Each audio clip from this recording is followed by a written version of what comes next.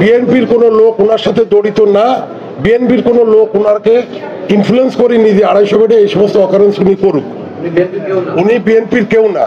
আমরা বিভিন্ন জায়গায় যোগাযোগ করে দেখছি এবং আমাদের নেতার সাথেও আলাপ করছি আমি ফোনে বারবার, যে উনি কি, তা উনি বলো যে না উনি বিএনপির কেউ না। তা আমরা আশা করব যে মোস্তফা কামাল সাহেব যদি ব্যক্তিগতভাবে কিছু করে থাকে দায় দায়িত্ব ওনারই, আমাদের বিএনপি বা আমাদের দলের কোনো দায় দায়িত্বের ভিতর নাই। আমরা ওনারে এই জন্য ওনার কাছে এসেছিলাম যে উনি কেন এইগুলো করছে, এই এলাকায় কেন এখন অনেক রুগীরা যারা এখন চিকিৎসা পাচ্ছে না দৌড়ে দৌড়ে তারা এখন খুব অসহায় এসে বসে আছে।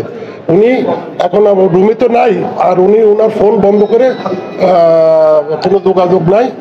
আর উনি যে বিএনপি না এটা আমরা কনফার্ম।